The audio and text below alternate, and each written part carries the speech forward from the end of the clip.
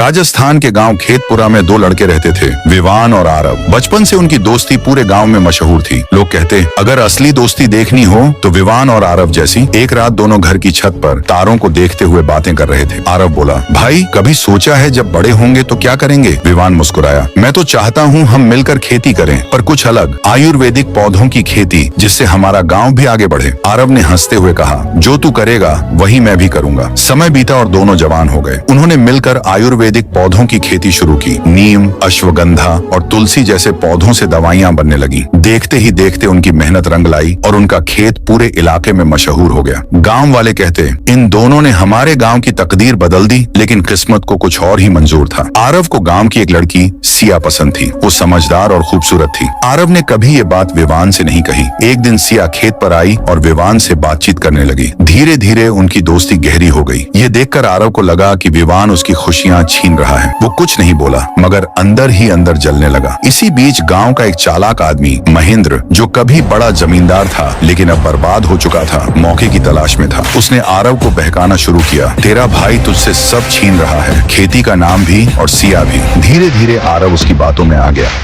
महेंद्र ने खेत से कीमती पौधे चुरा लिए और इल्जाम विवान पर लगा दिया। सुबह अफवाह फैल गई, विवान चोरी करके सिया के साथ भागने वाला है। आरव का भरोसा टूट गया। जब विवान सफाई देने आया तो आरव ने गुस्से में कहा, अब कुछ भी कहने से सच्चाई नहीं बदलेगी, हमारी दोस्ती यहीं खत्म। ये सुनकर विवान के पैरों तले जमीन खिसक गई। उसकी आंखों में आंसू थे, पर उसने कुछ नहीं कहा। वो बस चुपचाप चला गया और पीछे रह गई टूटी हुई दोस्ती।